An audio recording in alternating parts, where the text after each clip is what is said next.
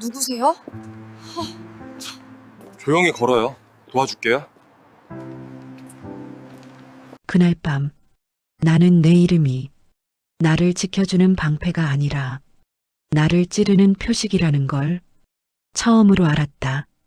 차가운 공기가 폐로 들어오지 않았다. 숨을 들이마시려 할수록 목이 더 조여왔다. 구두굽 소리, 한 박자 늦게 따라오는 발소리. 내가 속도를 올리면 그도 올렸다. 나는 뒤돌아보지 못했다. 확신하는 순간 다리가 풀릴 것 같았다. 사람들은 나를 재벌 2세라고 부른다. 그 말 뒤에는 평생 따라다니는 시선이 붙는다. 부러움, 질투, 그리고 누군가의 집착. 오늘은 그 집착이 내 등을 붙잡고 있었다. 나는 인도가 좁아지는 골목으로 들어섰다. 큰 길로 나가면 사람은 많아지지만 그만큼 내 얼굴도 더 잘 보인다. 어느 쪽이든 위험이었다. 그때 가로등 아래 낡은 점퍼 차림의 남자가 보였다. 손엔 배달 봉투, 얼굴엔 피곤이 얇게 깔린 듯 했지만 눈빛은 또렷했다. 나는 속으로 빌었다. 제발 아무나 지금 내 앞에 있어줘. 남자는 내 걸음을 한 번 보고 내 뒤를 한 번 봤다. 그리고 말없이 내 옆으로 자연스럽게 걸어왔다. 따라오는 사람 있어요. 그 말이 내 심장을 정확히 건드렸다. 나는 입술을 떨며 고개만 끄덕였다. 남자는 짧게 숨을 들이마시더니 내 손목을 잡았다. 세 개가 아니었다. 겁먹지 않게 필요한 만큼만 손 잡아요. 연인인 척 걸으면 보통은 포기해요. 연인. 나는 그 단어가 이상하게 멀게 느껴졌다. 하지만 지금 선택지는 없었다. 나는 그 손을 잡았다. 남자는 곧바로 내 어깨를 감싸 안았다. 마치 오래 사귄 사람처럼 자연스럽게 나는 억지로 웃는 얼굴을 만들었다. 입꼬리를 올리는 일이 이렇게 어려운 줄 몰랐다. 남자가 아주 작은 목소리로 말했다. 뒤돌아보지 말고 그냥 걷는 척해요. 지금은 제가 남자친구예요. 그 순간 등 뒤의 발소리가 잠깐 멈칫했다. 나는 가슴 깊은 곳에서 눈물이 올라오는 걸 느꼈다. 무서워서가 아니었다. 낯선 사람이 내 목숨을 위해 자기 몸을 내밀고 있다는 사실이 너무 낯설어서였다. 우리는 큰 길 쪽으로 걸었다. 편의점 불빛이 보이는 곳, 사람들이 조금 더 있는 곳, 가로등이 한번 깜빡이며 남자의 얼굴을 환하게 비쳤다. 그 순간 내 숨이 목구멍에서 멈췄다. 눈매, 선명한 쌍꺼풀, 왼쪽 눈 아래에 희미한 상처, 머릿속에 오래된 장면이 뼛속까지 파고들었다. 어린 내가 아버지 손을 잡고 본사 로비를 지나던 날, 한 남자가 바닥에 무릎을 꿇고 있었다. 아버지는 차갑게 말했다. 해고는 결정됐다. 그때 그 남자 뒤에서 작은 아이가 울며 아버지의 바지자락을 붙잡았다. 그 아이가 고개를 들었을 때 나는 그 얼굴을 분명히 봤다.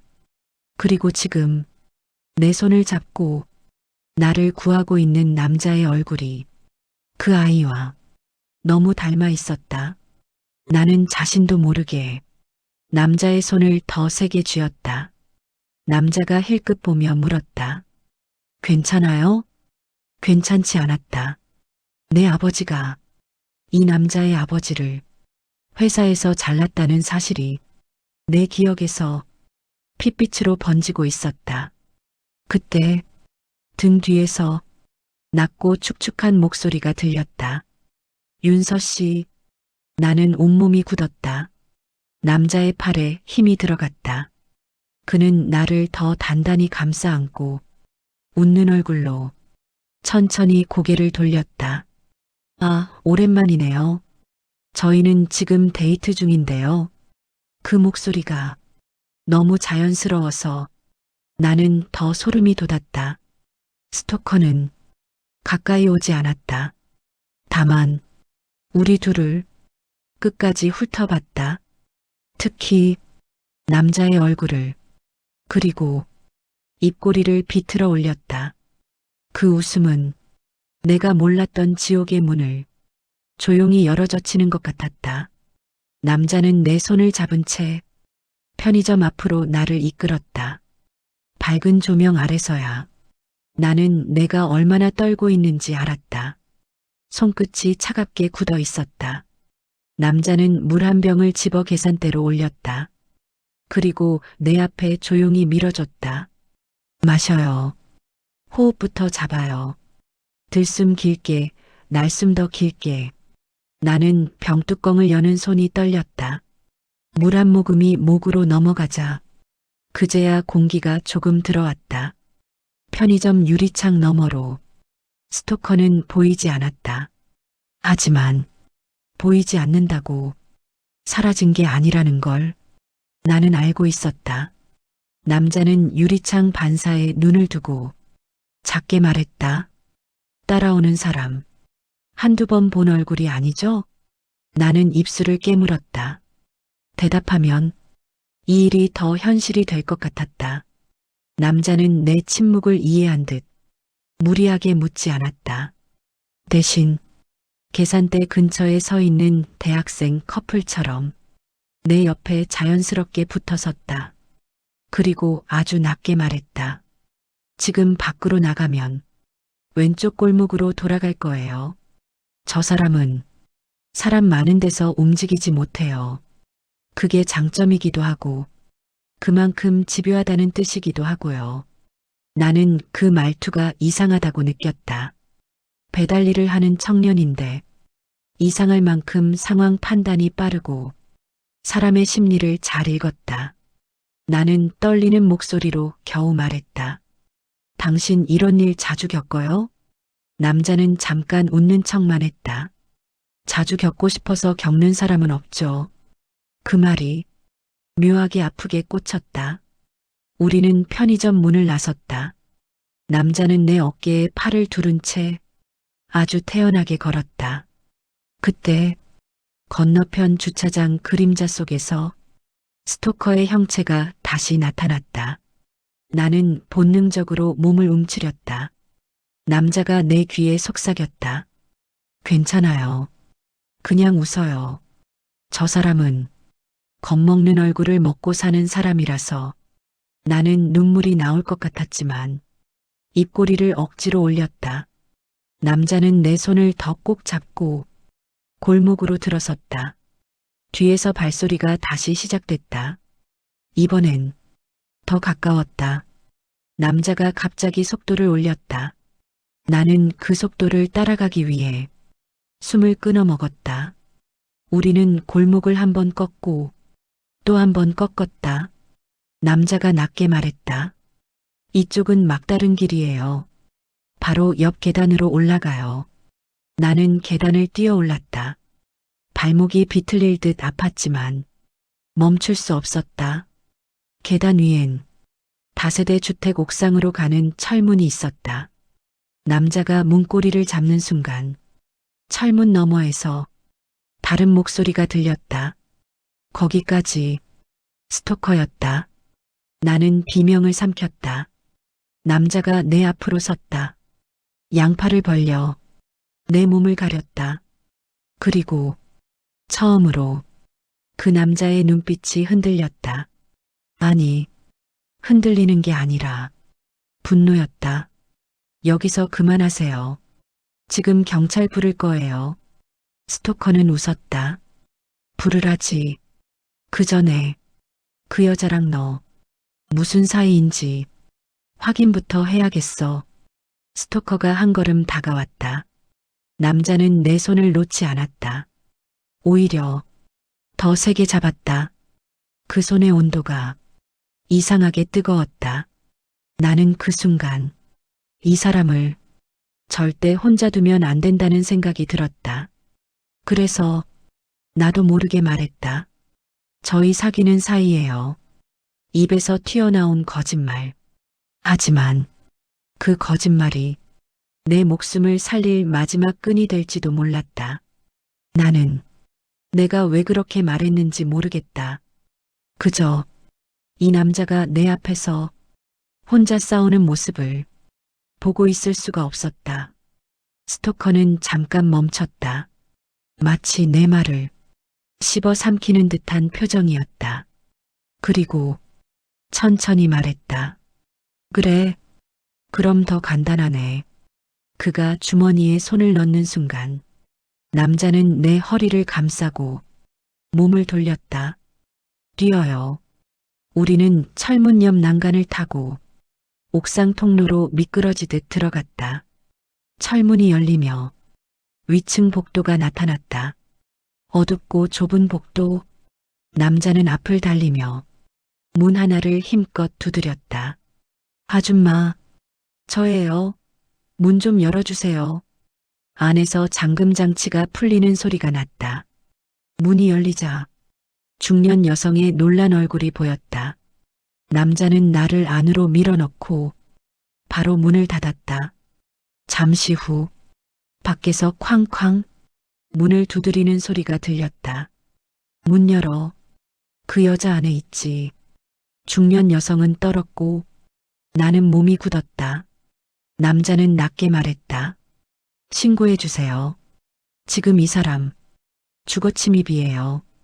여성이 떨리는 손으로 전화를 거는 동안 남자는 문 옆에 서서 숨을 고르며 밖의 움직임을 들었다. 문틈으로 스토커의 그림자가 왔다 갔다 했다. 그때 나는 남자의 옆 얼굴을 보았다. 조명 하나 없는 방 안에서 창문 틈으로 들어온 가느다란 빛이 그의 얼굴을 스쳤다. 나는 다시 숨이 막혔다. 왜냐하면 이제는 확신했기 때문이다. 이 남자는 그날 그 로비에서 울던 아이였다. 나는 겨우 입을 열었다. 당신 이름이 뭐예요? 남자는 잠시 망설이다. 짧게 말했다. 준호요. 준호. 내 기억 속에서 아버지가 서류를 넘기며 무심하게 내뱉던 이름이 있었다. 박정우. 해고 대상자. 그리고 그 뒤에 적혀있던 가족란. 자녀 1명. 박준호. 내 머릿속이 하얘졌다. 남자는 내 얼굴을 보더니 내가 무언가를 알아챘다는 걸 단번에 읽었다. 저 알아요? 나는 목이 잠겨 고개를 끄덕이기만 했다. 남자의 눈빛이 잠시 흔들렸다. 하지만 그는 곧 다시 단단해졌다. 지금은 그 얘기할 때 아니에요. 밖에 있는 사람부터 떼어내야 해요. 그 말이 더 아프게 느껴졌다. 나는 그에게 미안하다고 말해야 했다. 하지만 그 미안함이 내가 가진 모든 것만큼 커서 입 밖으로 나오지 않았다. 밖에서 스토커의 목소리가 더 거칠어졌다. 시간 끌지 마. 윤서 씨, 당신 아버지가 사람 하나를 어떻게 만들었는지 당신도 알아야지. 내 이름을 그렇게 부르는 목소리. 나는 깨달았다. 이건 단순한 집착이 아니다. 누군가는 내 과거를 들춰 나를 무너뜨리려고 한다. 그리고 그 과거의 중심에 준호가 있었다. 나는 그날 처음으로 돈이 아무것도 해결하지 못하는 순간을 봤다. 내가 가진 건 많았지만 내가 지켜야 할 건 지금 이 방 안에서 숨을 참고 서 있는 한 청년의 인생이었다. 멀리서 사이렌 소리가 들리기 시작했다. 그 소리에 방 안의 공기가 조금 풀렸다. 하지만 스토커는 물러서지 않았다. 오히려 문을 더 세게 두드렸다. 경찰 오면 끝날 줄 알아? 윤서 씨, 당신은 집에 가서 따뜻한 이불 덮으면 되지. 문틈 사이로 그의 숨소리가 들렸다.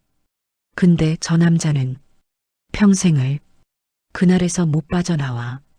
준호의 손이 문고리를 꼭 잡았다. 그 손등의 핏줄이 선명하게 튀어나왔다. 그리고 문 두드리는 소리가 갑자기 멈췄다. 나는 더 무서웠다. 조용해졌다는 건 다른 수를 쓴다는 뜻이니까. 준호가 손가락으로 조용히 하라는 신호를 보냈다. 우리는 숨을 죽였다. 철컥. 복도 반대편에서 다른 문이 열리는 소리가 들렸다. 스토커가 다른 세대로 돌아 길을 찾는 소리였다. 준호는 낮게 말했다. 지금이에요. 뒷계단으로 내려가요. 중년 여성은 문을 살짝 열어 복도 상황을 확인해줬다. 준호는 나를 이끌고 반대쪽 비상계단으로 뛰었다. 우리는 계단을 2칸씩 내려갔다. 발소리가 울릴까봐 무릎을 최대한 낮춰 조심했지만 상황은 이미 조용할 수 없었다. 2층을 지나 1층을 내려오자 밖에서 경찰차 불빛이 번쩍였다. 스토커가 모퉁이에서 몸을 숨긴 채 우리 쪽을 노려보고 있었다. 준호가 내 손을 잡고 경찰 쪽으로 뛰려는 순간 스토커가 갑자기 반대 방향으로 달아났다. 경찰은 그를 쫓았다. 나는 안도의 숨을 쉬려 했지만 준호가 내 팔을 붙잡았다. 아직 끝 아니에요. 저 사람 미끼 던지고 빠지는 타입이에요. 나는 떨리는 목소리로 물었다. 왜 나를? 준호는 잠깐 망설였다가 짧게 말했다. 당신이 어떤 서류를 받거나 볼 예정이거나 둘 중 하나겠죠. 그 말이 내 머리를 세게 쳤다. 나는 최근 아버지 회사의 옛 기록을 우연히 본 적이 있었다. 퇴직 처리 서류, 산재 관련 보고서, 조용히 사라진 이름들. 그 중 하나가 박정우였다. 준호의 아버지. 나는 입술을 깨물었다. 준호는 내 표정을 보고 더 확신한 눈이었다. 당신도 알고 있네요. 그럼 이제 당신이 위험한 이유도 알아요. 그는 내게 택시를 잡아주지 않았다. 대신 사람들이 많은 곳으로 나를 데리고 걸었다. 차 타면 끝나요. 저 사람은 주소를 찾는 게 아니라 당신을 끌고 가려는 거예요. 지금은 사람이 답이에요. 나는 그를 보며 처음으로 고맙다는 말을 했다. 고마워요, 준호 씨. 준호는 잠깐 고개를 숙였다. 그때 나는 느꼈다. 이 사람은 고마움을 받을 준비가 되어 있지 않다. 오히려 자기 안에 묻어둔 과거가 고마움조차 죄로 바꾸고 있었다. 그리고 나는 그 죄의 시작이 내 아버지라는 걸 알고 있었다. 내가 숨을 못 쉬는 이유는 공포가 아니라 죄책감이었다. 밤을 겨우 넘겼다. 나는 집으로 돌아가지 않았다. 돌아가면 안전할 거라는 확신이 없었다. 경호팀이 붙으면 괜찮을까? 아버지가 알면 끝날까? 아니었다. 스토커는 내 일상을 아는 사람처럼 움직였다. 그리고 무엇보다 준호가 나를 혼자 보내지 않았다. 준호의 집은 옥상 원룸이었다. 찬바람이 벽 틈으로 스며들었고 방 안에는 오래된 책과 공구 상자가 있었다. 준호는 물을 데워 내 앞에 컵을 놓았다. 따뜻한 거 마셔요. 손 떨리는 거 아직 안 멈췄어요. 나는 컵을 들고 조심스럽게 물었다. 준호 씨는 왜 이렇게 침착해요? 준호는 잠깐 웃었다. 침착한 척 하는 거예요. 안 그러면 저도 무너져요. 그 말이 가슴을 찔렀다. 나는 어젯밤 내가 뱉은 거짓말을 떠올렸다. 우리는 연인이다. 그 거짓말이 나를 살렸지만 준호에게는 더 깊은 칼이 될 수도 있었다. 나는 조심스럽게 말했다. 어제 말 미안해요. 그 상황에서 준호가 말을 끊었다. 괜찮아요. 그 말이 필요했잖아요. 그는 정말 괜찮은 표정이었다. 하지만 눈빛이 완전히 괜찮지는 않았다. 나는 숨을 고르고 말을 꺼냈다. 나 어릴 때 아버지 회사 로비에서 당신을 본 적 있어요. 준호의 손이 멈췄다. 그는 컵을 내려놓고 천천히 나를 봤다. 그날 당신도 있었군요. 나는 고개를 끄덕였다. 미안해요. 그때는 아무것도 몰랐어요.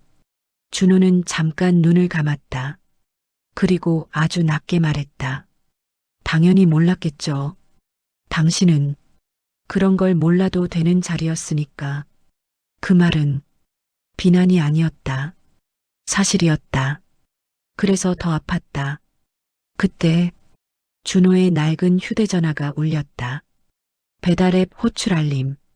준호는 화면을 끄고 내게 말했다. 당신 오늘 갈 때 있어요? 나는 입술을 깨물었다. 회사로 가야 해요. 확인해야 할 게 있어요. 내가 본 서류가 진짜인지 아닌지. 준호는 잠시 생각하더니 짧게 고개를 끄덕였다. 그럼 제가 같이 가요. 그 말 한마디에 내 마음이 흔들렸다. 나는 나를 지키기 위해 누군가를 끌어들이고 있었다. 그게 준호라는 사실이 너무 무거웠다. 하지만 준호가 없으면 나는 진실에 닿기도 전에 어둠에 끌려갈 것 같았다. 우리는 택시가 아니라 지하철을 탔다. 사람들 속에 섞이면 누군가가 다가와도 바로 알아차릴 수 있다. 준호는 내 옆에 서서 사람들의 움직임을 읽었다. 나는 그게 놀라웠다. 그는 가난해서 약한 사람이 아니었다. 가난해서 더 예민해진 사람이었다. 본사 건물 앞에 도착하자 내 심장이 다시 빨라졌다. 유리로 된 로비, 대리석 바닥, 정장 차림의 사람들. 어릴 때 아버지 손을 잡고 이곳을 걸을 때 나는 이 공간이 세상의 전부인 줄 알았다. 하지만 이제 이곳은 누군가의 인생을 꺾은 장소였다. 준호는 로비에서 멈춰섰다. 그의 눈이 바닥을 스쳤다. 여기서 아버지가 무릎 꿇었어요. 그 말에 내 목이 막혔다. 나는 경호팀 출입카드를 꺼냈다. 내가 가진 권력이 이 순간 너무 부끄러웠다. 우리는 기록 보관실이 있는 층으로 향했다. 하지만 엘리베이터 문이 닫히려는 순간 누군가가 손을 넣었다. 문이 다시 열렸다. 스토커였다. 그는 아무렇지 않은 얼굴로 우리 사이에 섰다. 로비 사람들은 그가 누구인지 몰랐다. 그냥 한 명의 직장인처럼 보였을 뿐이다. 스토커는 웃으며 말했다. 윤서 씨, 출근도 안 하더니 이제야 나오셨네. 나는 숨이 막혔다. 준호가 자연스럽게 내 어깨에 팔을 둘렀다. 누구세요? 준호의 목소리는 어제보다 더 낮고 단단했다. 스토커는 준호를 바라보며 천천히 말했다. 아, 남자친구. 어제 그 사람 맞지? 그는 일부러 남자친구라는 단어를 강조했다. 내가 숨을 고르는 사이 준호가 한 발 앞으로 나섰다. 할 말 있으면 여기서 하죠. 사람들 많으니까. 스토커의 눈이 잠깐 흔들렸다. 그는 군중 속에선 함부로 못한다. 하지만 그는 이 건물 자체가 자기 편이라고 믿는 얼굴이었다. 엘리베이터는 움직였다. 층 숫자가 올라갈수록 내 몸은 얼어붙었다. 스토커는 내 귀에만 들릴 정도로 말했다. 그 서류 찾지 마요. 찾으면 윤서 씨가 아니라 그 남자가 먼저 죽어. 준호는 그 말을 듣지 못했다. 하지만 내 얼굴이 하얗게 질리자 준호가 바로 알아챘다. 무슨 말 했어요? 나는 대답하지 못했다. 엘리베이터 문이 열리자 스토커는 먼저 내려 우리 앞을 막았다. 2층은 출입 제한입니다. 그 말투는 이 회사 사람처럼 자연스러웠다.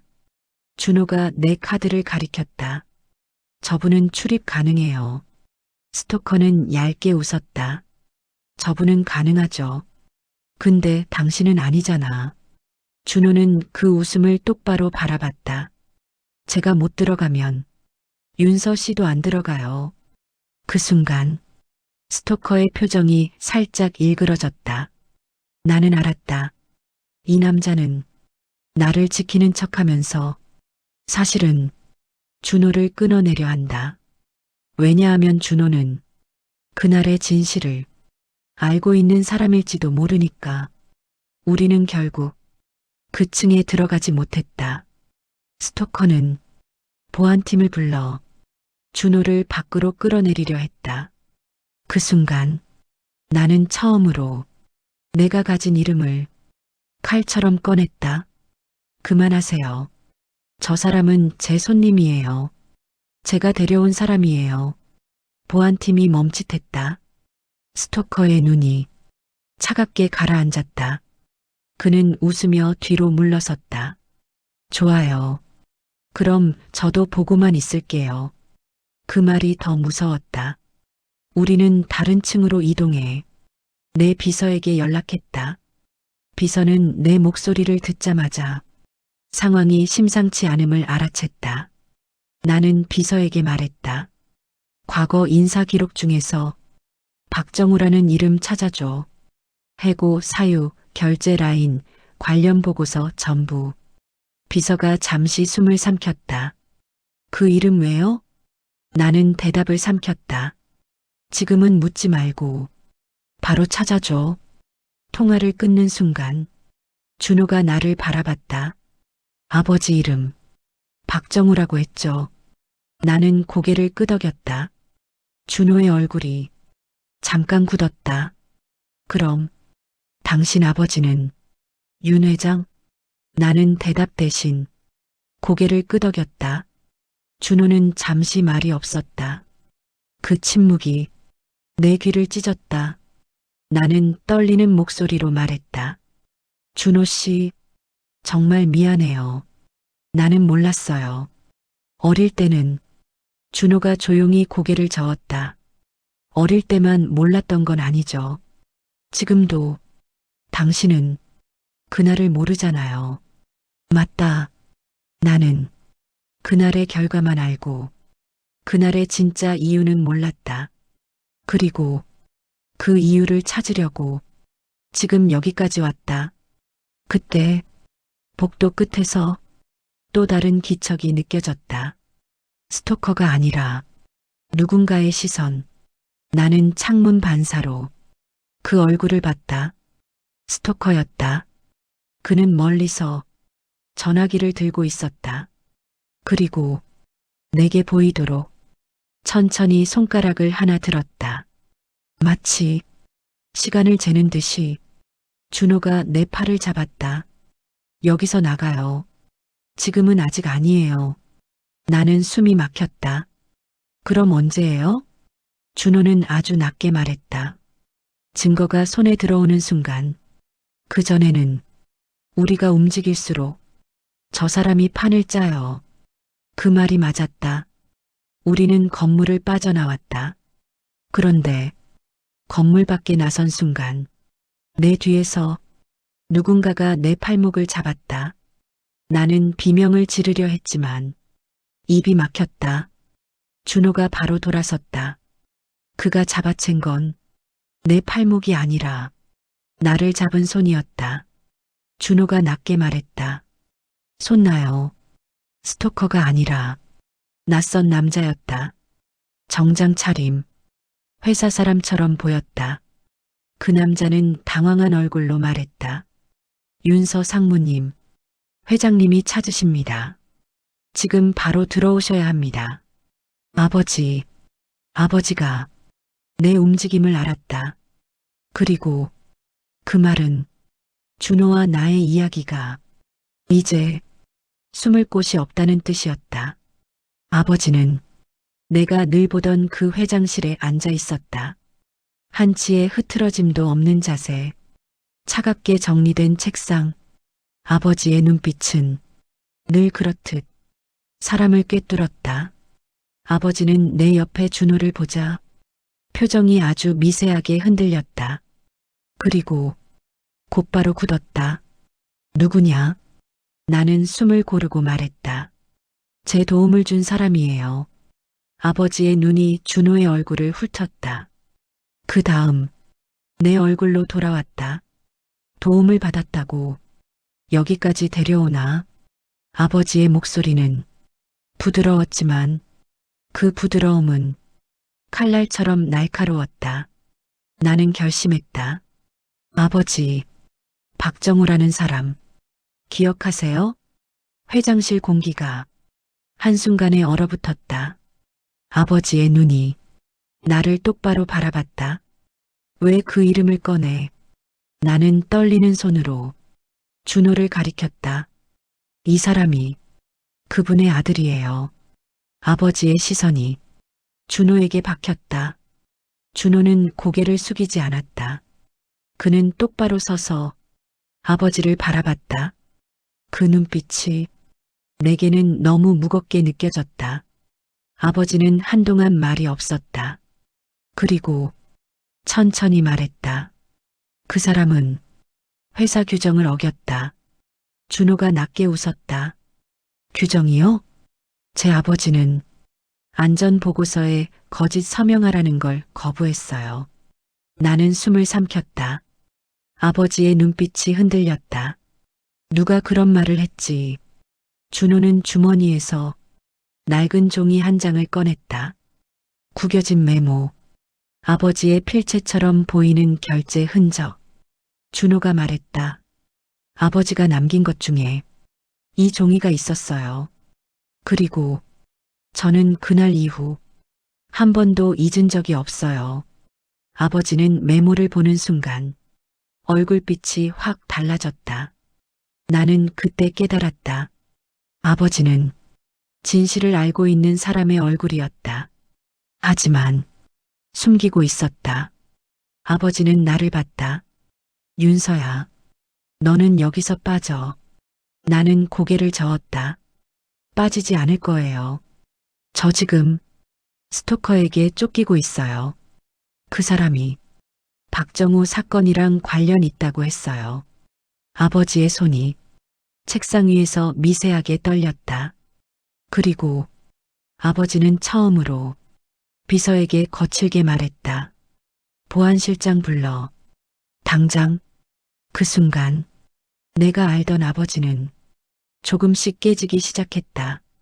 완벽한 회장, 냉정한 결정자. 그 안에 어떤 죄책감이 숨쉬고 있었다. 그리고 그 죄책감이 지금 나와 준호를 더 깊은 위험으로 밀어넣고 있었다. 그날 오후 나는 회사 안에서 잠깐 한숨을 돌리는 줄 알았다. 하지만 그건 착각이었다.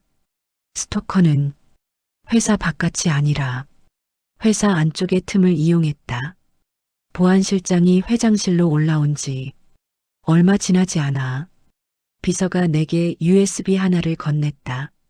상무님, 박정우 건 기록 일부가 여기 남아 있었습니다. 근데 누군가가 지우려 했어요. 나는 USB를 꽉 쥐었다. 준호가 내게 말했다. 지금 바로 밖으로 나가요. 그걸 손에 넣었다는 걸 알면 저 사람은 움직여요. 우리는 사람 많은 로비로 내려갔다. 그때 내 휴대전화가 갑자기 켜지며 문자가 하나 떴다. 발신자 없음. 내용은 단 한 줄. 지금 그 남자와 떨어져 나는 피가 식는 느낌이 들었다. 준호도 내 화면을 봤다. 준호는 내 손을 잡고 사람들 사이를 빠르게 지나갔다. 그 순간 누군가가 내 뒤에서 내 어깨를 부딪혔다. 나는 휘청했다. 그리고 시야가 한번 흔들린 순간 준호의 손이 내 손에서 떨어졌다. 순식간이었다. 사람들 사이로 검은 모자 쓴 남자들이 나를 양쪽에서 끼고 움직였다.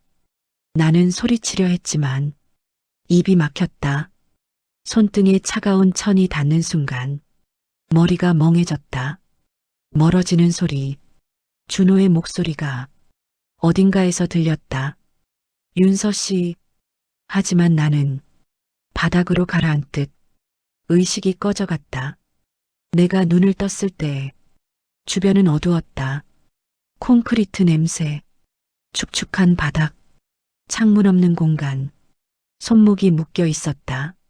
누군가의 발소리가 들렸다. 스토커였다.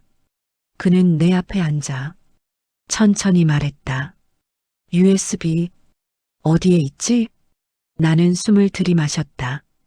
목이 아팠다. 당신이 누구예요? 스토커는 웃었다. 누구긴. 당신 아버지 회사가 버린 사람들의 유령이지. 그는 내 턱을 거칠게 들어 올렸다. 박정우. 그 이름 때문에 회사 하나가 날아갈 수도 있어. 나는 이를 악물었다. 그럼 왜 나를 쫓아? 스토커는 눈을 가늘게 떴다. 너는 회장의 딸이잖아. 회장이 입을 열지 않으면 딸이 대신 열면 돼. 그때 문 밖에서 작은 충격 소리가 났다. 스토커가 멈췄다. 다시 한번. 이번엔 더 크다. 스토커가 욕을 내뱉었다. 미친놈이. 문이 열렸다. 그리고 준호가 들어왔다. 숨이 찢어진 사람처럼 거칠게 숨을 몰아쉬며 준호의 이마에는 피가 맺혀 있었고 손엔 아무것도 없었다. 하지만 그 눈빛 하나가 모든 걸 말하고 있었다. 준호가 낮게 말했다. 손 놔. 스토커가 웃었다. 왔네, 박정우 아들. 그 말에 내 심장이 내려앉았다. 준호는 스토커를 똑바로 바라봤다. 내가 아버지한테 거짓 서명 강요한 놈이지. 스토커의 표정이 잠깐 굳었다. 준호가 한 발 다가섰다. 아버지 해고로 끝난 게 아니었어. 그 뒤에 사고가 있었지. 스토커가 비웃듯 말했다. 사고는 사고야. 세상은 원래 그래. 준호의 손이 떨렸다. 분노가 너무 커서 몸이 버티기 힘든 듯했다. 나는 묶인 손목으로 바닥을 긁었다. 준호가 나를 봤다. 그 눈빛이 말했다. 괜찮아. 지금 꺼낼게. 스토커가 준호를 밀쳤다. 둘이 부딪혔다. 짧은 몸싸움. 거칠고 빠른 움직임. 준호는 나를 먼저 향했다. 그리고 내 손목의 끈을 하나씩 풀었다. 그 순간 스토커가 준호의 등 뒤로 다가왔다. 나는 목이 찢어지게 소리쳤다. 뒤에 준호가 몸을 돌리며 스토커의 팔을 잡아 꺾었다. 큰 소리와 함께 무언가가 바닥에 떨어졌다. 쇳조각. 나는 그것이 무엇인지 알았다. 스토커가 준비했던 도구였다. 준호는 숨을 몰아쉬며 말했다. 뛰어요. 지금. 나는 일어섰다. 그리고 달렸다. 이번엔 거짓 연인이 아니라 진짜로 내 옆에서 나를 살리기 위해 뛰는 사람과 함께 우리는 창고 밖으로 뛰쳐나왔다. 밤 공기가 얼굴을 때렸다. 스토커의 발소리가 바로 뒤에서 들렸다. 준호는 내 손을 잡고 좁은 골목으로 뛰었다. 그는 지리를 알고 있었다. 배달로 쌓인 길의 기억. 우리는 공터를 지나 시장 골목으로 들어섰다. 하지만 스토커는 포기하지 않았다. 그는 우리보다 느리지 않았다. 준호가 숨을 몰아쉬며 말했다. 저 사람, 이 일만 하는 놈이에요. 도망치기만 하면 안 돼요. 나는 숨을 쥐어짜며 물었다. 그럼 어떻게 해? 준호는 이를 악물었다. 증거를 세상에 뿌려요. 그럼 저 사람은 우리 대신 자기 살 길을 찾아야 해요. 나는 USB를 떠올렸다. USB는 내 가방에. 준호가 멈칫했다. 그럼 지금 우리 손에 없어요. 그 순간 내 머릿속에 떠오른 사람이 있었다. 비서. 내 비서라면 USB를 안전하게 숨겼을 것이다. 나는 떨리는 손으로 비서에게 전화를 걸었다. 통화 연결. 나는 숨을 몰아쉬며 말했다. 지금 바로 자료를 복사해서 아버지 말고 외부 변호사에게 보내요.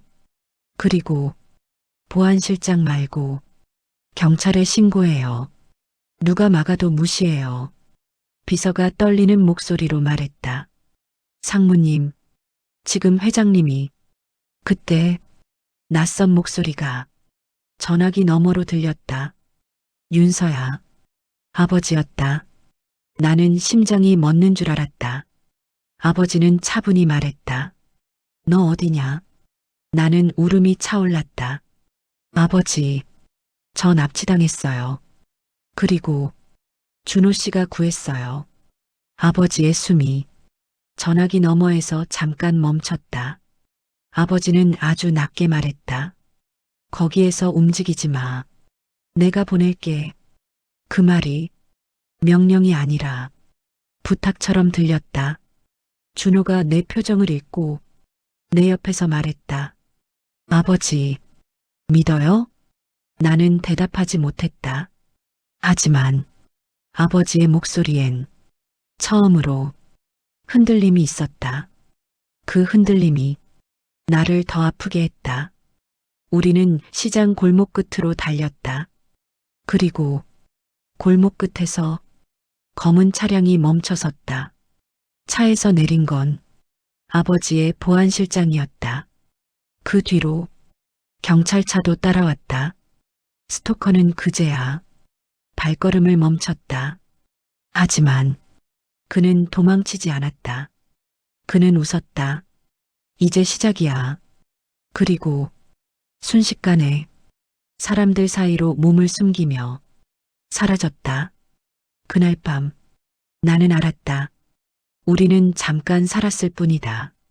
진짜 싸움은 지금부터였다. 우리는 아버지의 별장으로 옮겨졌다.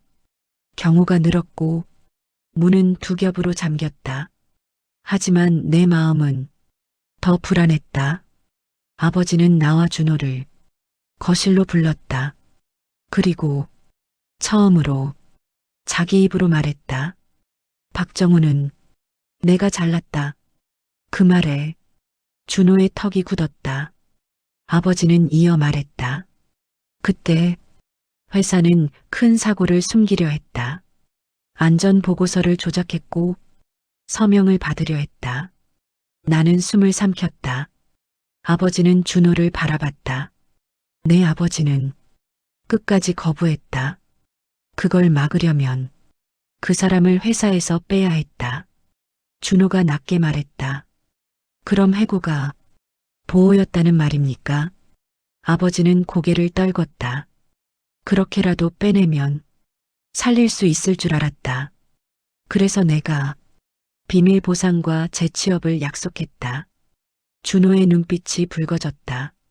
근데 왜 우리 집은 바닥으로 떨어졌죠? 아버지의 목소리가 깨졌다. 약속은 내 손에서 끝났어야 했다. 하지만 그때 내 옆에 있던 사람이 모든 걸 막았다. 나는 번개처럼 떠올렸다. 스토커의 말, 유령, 버린 사람들. 아버지는 떨리는 손으로 서랍에서 서류를 꺼냈다.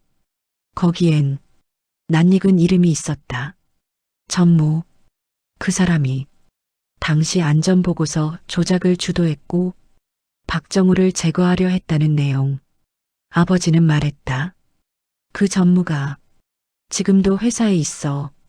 그리고 내가 본 스토커는 그 사람의 손발일 가능성이 크다. 준호는 숨을 몰아쉬었다. 그럼 우리 아버지는 사고로 죽은 게 아니라.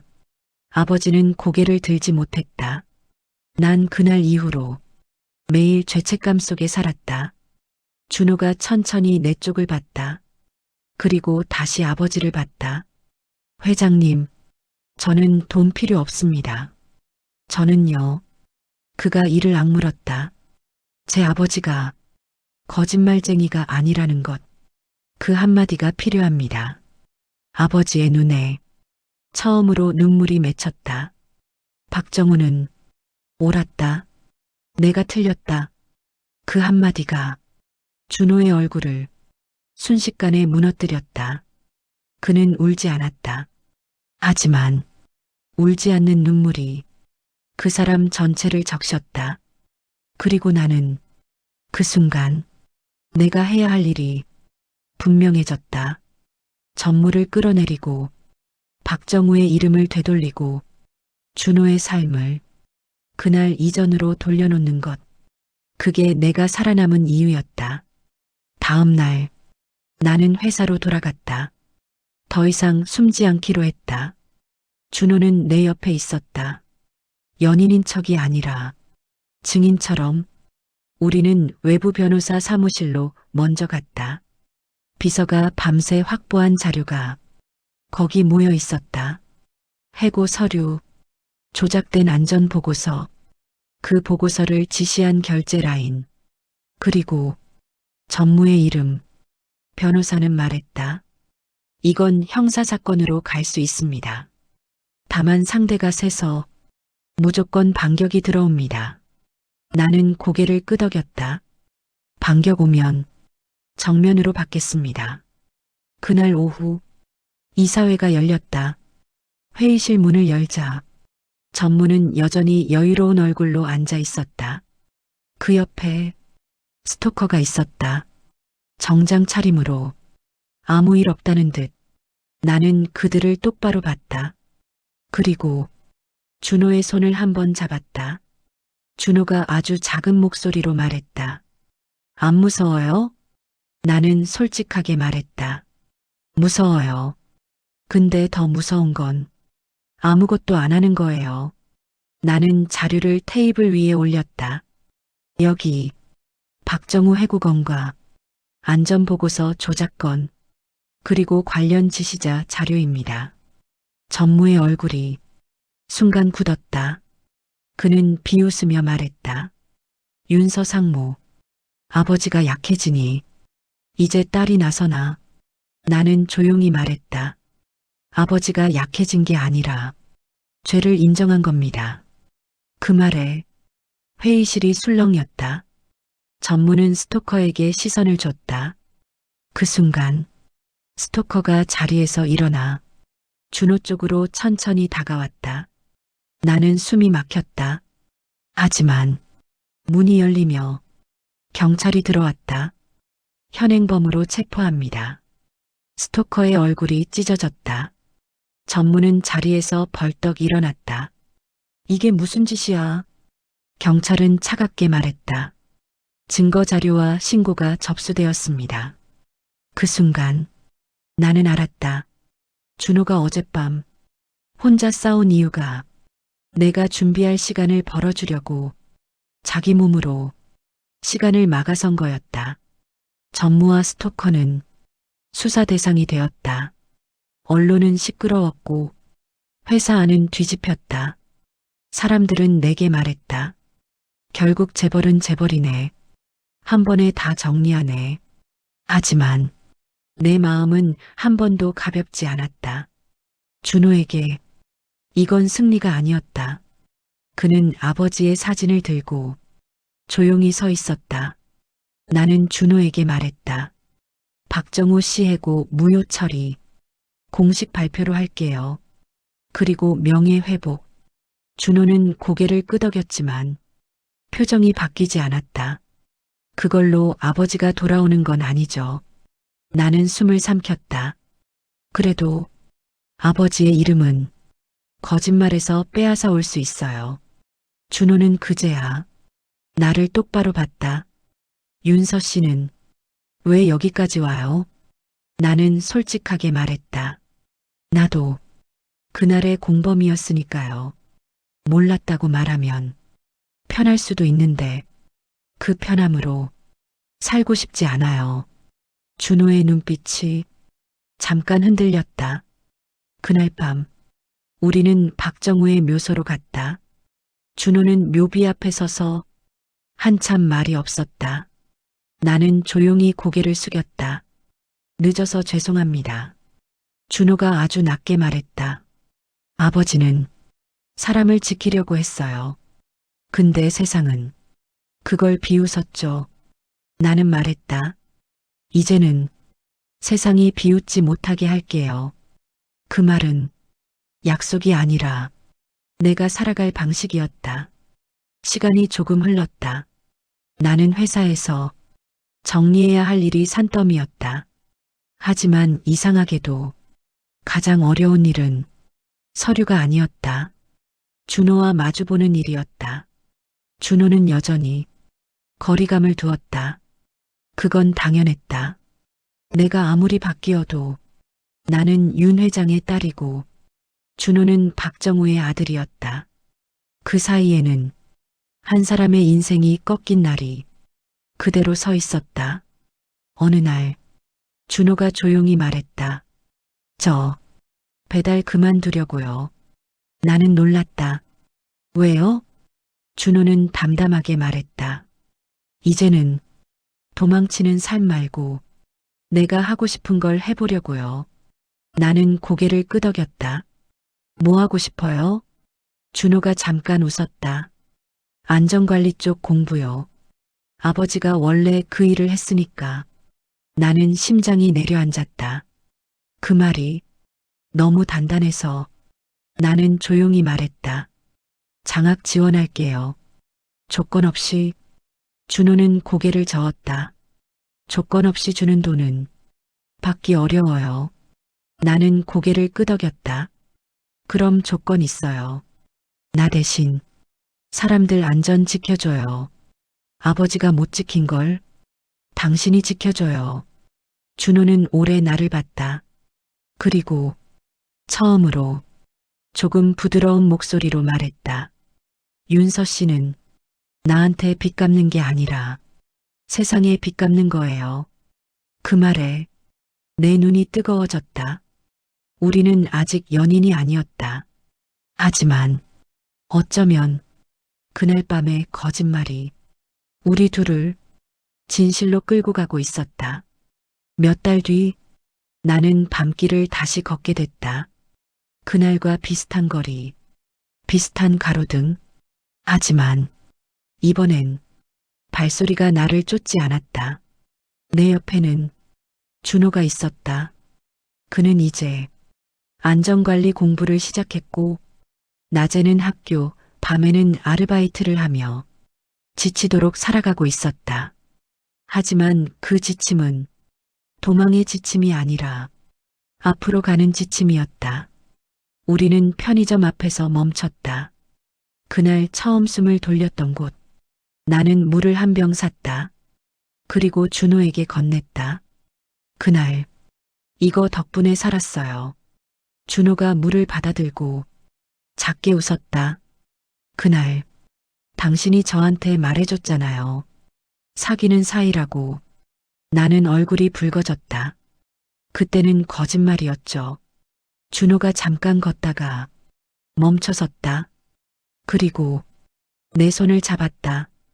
이번엔 필요해서가 아니라 원해서. 그럼 지금은요? 나는 숨을 들이마셨다. 이번엔 숨이 막히지 않았다. 지금은 내가 도망치지 않아도 되는 사람이 되고 싶어요. 준호가 고개를 끄덕였다. 그럼 천천히 해요. 우리 둘 다 그날에서 나오는 연습부터. 나는 그날 처음으로 과거를 미워하기만 하지 않았다. 과거를 바로잡는 사람으로 살기로 했다. 그리고 그 과정에서 나를 구한 사람의 손을 내가 놓지 않기로 했다. 오늘 사연이 마음에 드셨다면 구독과 좋아요로 응원 부탁드립니다. 그리고 이 사연의 주인공 윤서와 준호에게 따뜻한 댓글 한 줄 남겨주시면 그 마음이 큰 힘이 될 거예요. 지금 이 순간에도 각자의 자리에서 버티고 있는 여러분, 정말 수고 많으셨습니다. 여러분의 내일을 진심으로 응원합니다. 사연 라디오였습니다.